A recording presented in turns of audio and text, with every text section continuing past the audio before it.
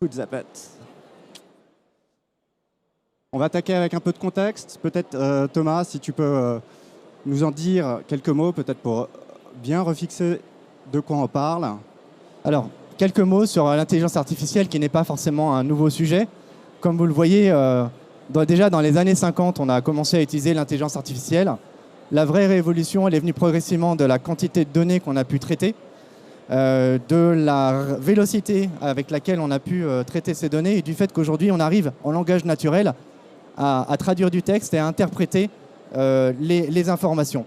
Et donc, toute cette partie de Generative AI qui va être notre sujet d'aujourd'hui, ce qui change, c'est qu'on a eu un niveau d'adoption comme on n'a jamais connu dans la tech, puisque en 5 jours, ChatGPT a réussi à accumuler plus d'1 million d'utilisateurs.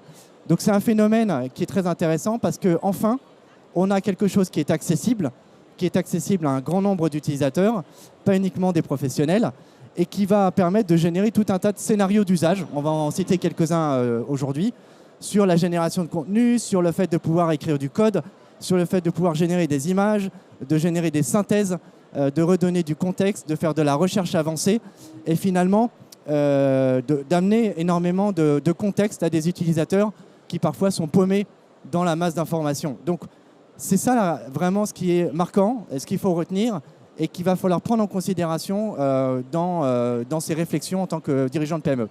Pour se donner une idée de la magnitude, hein, le nombre de visites sur ChatGPT le mois dernier, c'était un petit peu plus d'1,8 milliard de visites, hein, ce qui le place déjà au-dessus de LinkedIn, à peu près à égalité de TikTok pour les amateurs. Ça pète, déconne, on y va.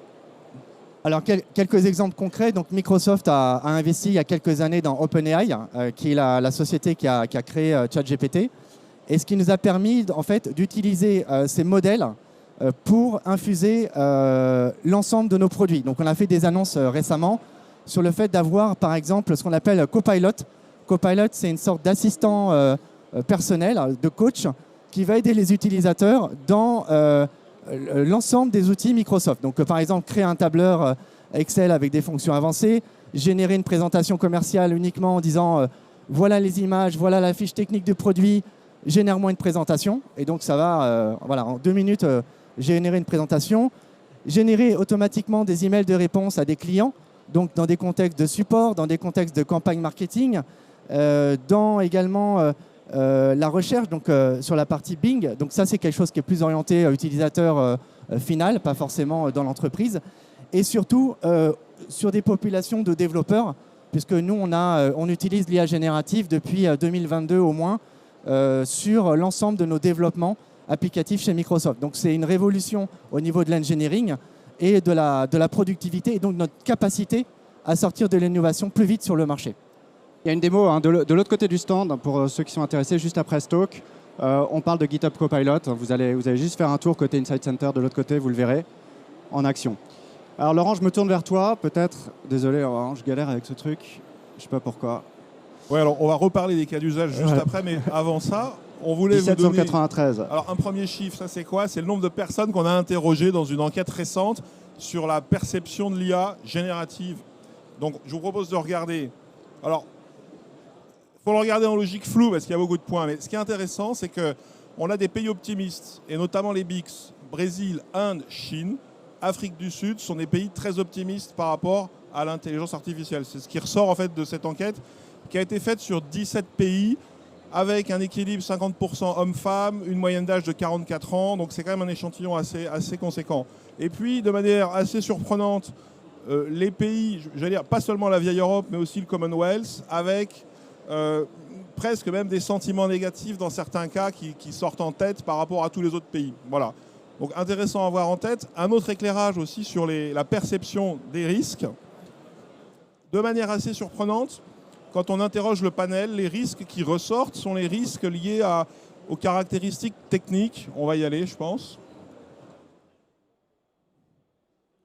Donc les risques qui ressortent sont les risques cyber et les risques de fiabilité des systèmes. On a actuellement, sur la gauche, vous voyez tous les risques liés aux biais ou aux modalités d'utilisation qui sont encore assez mal perçus ou mal compris par les utilisateurs, alors que dans notre appréciation, ce sont aussi des éléments assez fondamentaux pour augmenter la confiance dans ces systèmes. Et on le verra juste après, on va y revenir. Il y a quand même un sujet de confiance qui est posé à travers l'utilisation. Voilà. Alors, donc je te repasse la main parce que maintenant je crois qu'on va regarder les use cases et voilà, à quelle alors vitesse. ce 40%, effectivement, eh bien, il vient en contrepoint de la précaution que certains d'entre nous peuvent avoir par rapport à ça. Ce 40%, il indique la proportion des personnes qu'on a interrogées en avril sur leurs objectifs de mise en production de solutions incluant de l'IA générative dans l'année qui vient. Donc c'est un survey qui est surtout réalisé aux US, mais en fait qui converge assez bien avec d'autres sources qu'on a pu recueillir. En particulier, c'est quasiment le même chiffre qu'un survey que Forbes a mené, qui indique que voilà, chez nos clients, et donc probablement dans une bonne partie de l'économie, on va mettre en production des solutions qui incluent de l'intelligence artificielle générative, alors avec plusieurs chemins qui peuvent être suivis. Il y en a un qui se définit très clairement, c'est de l'adoption de solutions SaaS, de ce qu'on pourrait appeler des point solutions, qui vont adresser un process particulier dans une fonction particulière. Et donc là, on les voit foisonner. En fait, il suffit de faire un tour dans les allées pour s'en rendre compte. Mais aussi beaucoup d'entreprises qui vont se mettre à créer leurs propres solutions avec des composants qui existent, beaucoup des services proposés sur Azure, avec du low-code, avec une conception très modulaire qui va permettre d'embarquer effectivement de l'IA générative très facilement, et c'est quelque part la marque qu'on voit sur l'adoption en ce moment. 8%, je crois en particulier dans le survey de Forbes, disait qu'il avait déjà mis en production. Donc on est vraiment sur un mouvement tout à fait étonnant, pas forcément toujours très bien maîtrisé, mais en tout cas absolument bien lancé. 60% maintenant, qu'est-ce que c'est que ce 60%? Celui qu'on a vu également parmi les personnes qu'on interroge, eh bien, c'est la part des personnes interrogées qui s'estiment très, très, très optimistes, très motivées, on va dire, sur les cas d'usage autour de l'efficacité opérationnelle. C'est-à-dire, finalement, gaspiller moins de temps sur des tâches à faible valeur ajoutée, une focalisation sur, on va le voir un petit peu après, mais sur des sujets de productivité, juste devant une amélioration de l'innovation. Et ça aussi, c'est quelque chose qu'on a pu à peu près trianguler. Nos confrères de Gartner ont publié une étude dans laquelle, eux, ils positionnent l'amélioration de l'expérience client, la rétention, quelque part l'expérience en général, comme vraiment un des principaux terrains de jeu, en tout cas un des premiers terrains de jeu sur l'IA générative. Donc on va avoir toujours ce binôme. Comment est-ce qu'on améliore notre offre de service, comment on améliore l'expérience de nos clients et de nos collaborateurs, tout en améliorant la productivité. Alors, un cas qui est assez marquant, c'est l'univers du développement applicatif. Donc 55%, on va voir à quoi correspond ce chiffre. 55%, c'est le gain en termes de vitesse de développement d'une application avec l'IA générative. 46% du code, on a regardé ça sur des populations de développeurs chez nous, 46% du code est fait à partir d'IA générative. Et aujourd'hui, c'est plus d'1 million de développeurs qui utilisent déjà ces fonctionnalités d'IA générative. Donc, bien entendu, le bénéfice en termes de productivité, il est évident, mais je pense qu'il y en a d'autres, notamment sur le bien-être de ces équipes-là qui souvent sont sous pression. Quand vous devez développer, il faut travailler avec d'autres développeurs. Souvent, il y a des vitesses de développement, d'innovation qui sont imposées, qui sont dures à tenir, et le marché va de plus en plus vite, en tout cas dans la tech. Et donc, le bien-être des équipes, c'est devenu fondamental, surtout sur des métiers qui sont dits en tension. Et donc, ces fonctionnalités d'IA générative vont permettre aussi aux acteurs de la tech, mais pas uniquement, de recruter des talents, de les garder, de les développer et de faire en sorte, c'est ce qu'ils disent, de se sentir plus libre de créer. C'est-à-dire toutes les fonctionnalités transactionnelles de contrôle de qualité, de réécriture de boucles, etc. Tout ça, ça va être fait par de l'IA générative. Et donc, le métier va changer. Et ça, on pourrait l'extrapoler à d'autres métiers qui ont les mêmes patterns. L'expertise comptable, où il y a beaucoup de traitements à faire de façon régulière, avec des rythmes tous les mois, tous les trimestres.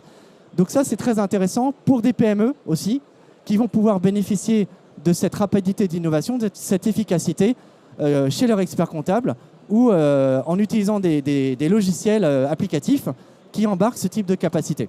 C'est absolument, je vais peut-être juste en complément, mais c'est absolument ce qu'on voit déjà. Moi, je m'occupe de l'équipe data chez KPMG.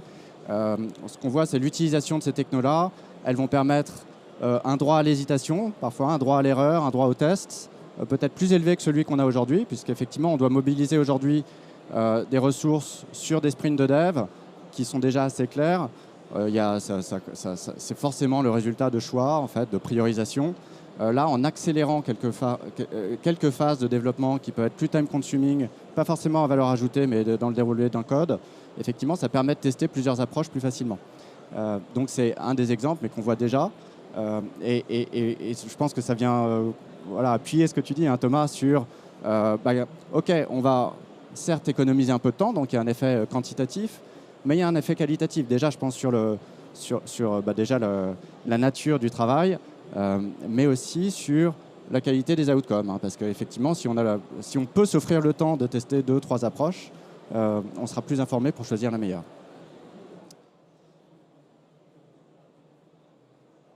Alors, peut-être, il y a des vidéos, donc juste une question. Qui utilise plus de 10% des fonctionnalités d'un tableur? Excel, Google Sheet, qu'importe. OK. Donc, qui utilise des outils de business intelligence, des dashboards?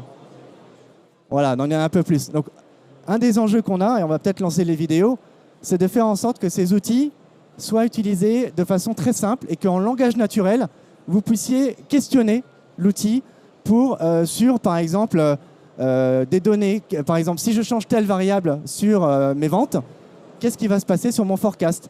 Si je change telle donnée sur ma supply chain, dans quelle mesure je vais pouvoir être impacté sur ma profitabilité?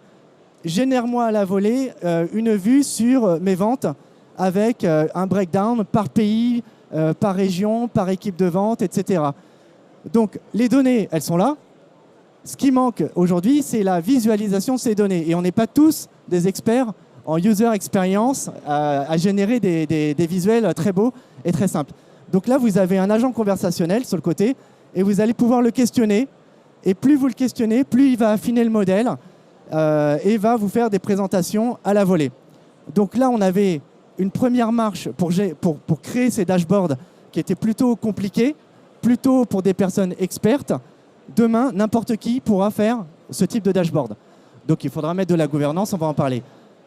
Les applications, c'est pareil. On peut générer une application uniquement en décrivant dans le moteur ce qu'on souhaite faire.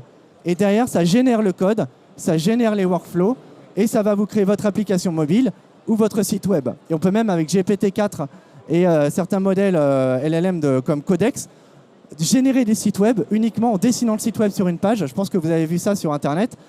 Prendre la photo de votre dessin et ça génère en fait le code et le site web associé. Donc ça ne remplacera pas les développeurs sur des fonctions avancées, mais ça ouvre un champ des possibles qui est assez exceptionnel pour des PME qui n'ont pas beaucoup de moyens. Voilà. Et qui peuvent avoir une petite dose d'inquiétude. Hein. Je pense que c'est quand la techno est là, maintenant il faut la confiance pour se lancer. Et c'est probablement ce qu'on entend aussi de nos propres clients. La confiance, 70%, Laurent. Oui, alors il y a des pays qui ont confiance. Malheureusement, la France n'est pas en tête de liste. Hein. Avec notre esprit jacobin, même quand on est d'accord, on aime bien dire qu'on n'est pas d'accord et on aime discuter. Donc c'est pour ça que vous retrouvez la France ici, un peu dans le bas de la liste. C'est-à-dire qu'on est parmi les pays, dans le panel à nouveau des 17 000, les moins confiants ou les plus méfiants, je ne sais pas comment on peut le dire, sur l'IA. Et puis on a les pays donc toujours en développement qui, eux, restent assez positifs. Pourquoi? Parce que chez eux, c'est un enjeu. Si vous prenez le pool de ressources en intelligence artificielle disponible dans le monde, il y en a plus de la moitié quasiment en Inde et en Chine aujourd'hui. Donc il y a des enjeux de transformation et d'adoption. Et en France, on a évidemment des enjeux, et dans les pays d'Europe, de multiplication de ces ressources. Alors la réponse après, pour augmenter cette confiance, qu'est-ce que c'est? Il n'y a pas de solution magique, parce que je pense que la régulation, ça a été débattu, on ne peut pas y échapper. Ça peut avoir un effet, on va dire, négatif et ça peut freiner. Donc, on a un certain nombre de principes là, qui sont sur la droite, ce qu'on appelle, nous, responsible AI, c'est-à-dire, finalement, qu'est-ce qu'il faut suivre comme principe et comme règle pour arriver à un système qui donne confiance. Et je vais donner une simple illustration. Imaginez simplement qu'on ait des intelligences génératives qui fonctionnent avec des datasets qui proviennent eux-mêmes d'intelligence artificielle générative. Qu'est-ce que ça donnera? Vous voyez, si on empile la transformation, il y a une vraie question après même de philosophie derrière de ce qu'on fait de tout ça. Et donc, on est dans une transformation par le bas, parce qu'en fait, on voit que c'est une technologie très populaire. Donc, pensez à la dernière technologie très populaire que vous avez connue, pour ceux qui ont peut-être plus de 30 ou 40 ans, et voyez les effets que ça a produit. Donc, dans les grands groupes, ça va transformer par le bas, et il va falloir que les fonctions métiers s'adaptent aussi vite que les individus, parce que vous allez peut-être faire de l'intelligence générative chez vous avant d'en avoir à votre boulot. Ou alors peut-être les deux grâce à Microsoft. C'est le cas, hein. Il y a plein de patrons de boîtes qui ont leurs enfants qui ont déjà utilisé ChatGPT pour faire les devoirs. Voilà. Exactement. Et ça va accélérer la transformation. Ça va poser des questions qu'il faudra effectivement traiter sur tous ces aspects-là qu'on ne va pas développer ici. Mais ce qu'on propose peut-être, c'est de répondre à vos questions. Et peut-être un dernier commentaire, et je te laisserai le mot de la fin, Romain. En fait, qu'est-ce qui va être transformé et impacté? C'est un peu la question que tout le monde se pose, parce qu'en fait, aujourd'hui, les use cases, on les voit émerger dans tellement de directions qu'on n'arrive pas vraiment à se dire où est-ce qu'on va avoir des transformations ou des disruptions majeures. Il y a un premier axe de réflexion, c'est que dès lors que vous avez des données non structurées dans l'entreprise ou dans une organisation, c'est des données qu'on n'arrivait pas à traiter aujourd'hui et qu'on va pouvoir mieux traiter avec l'IA générative, parce qu'en fait, on a cette capacité à prendre à partir de l'abstraction des éléments et de les synthétiser. Et on a aussi une capacité de raisonnement, c'est-à-dire que l'IA générative, c'est pas seulement générer des photos ou du texte, c'est aussi mettre un début de raisonnement et un début d'apprentissage qu'on arrive à rentrer à travers les accumulations de datasets. Donc ça ouvre des portes nouvelles en termes de développement de l'application, et donc ça va impacter les métiers qu'on a mis là en tête, qui sont en fait tout ce qui est vraiment exposé client, la relation avec le client, les ventes, les opérations, le marketing évidemment. Romain, le mot de la fin? Oui, avant tout pour vous remercier pour votre présence. Refaire un peu le tour, hein. Les usages commencent à être connus, la techno manifestement est là. Donc c'est quel cadre pour lancer ça? Comment est-ce qu'on organise les métiers? Voilà, comment est-ce qu'on identifie pour chacun de nos process ou sous-process là où on pense qu'on peut faire une différence avec l'IA générative, tout ça dans un cadre qui reste maîtrisé. Donc voilà, KPMG, bien sûr, nous on est là pour vous accompagner en particulier sur ces deux derniers points, en fait, vous aider à cadrer l'ensemble, vous aider effectivement à mesurer et à vous lancer. Tout ça dans un environnement où, encore une fois, la techno maintenant atteint déjà un niveau de maturité qui est absolument étonnant compte tenu de son jeune âge. Merci beaucoup à tous. Passez une bonne journée, bon Vivatech. Merci. Merci.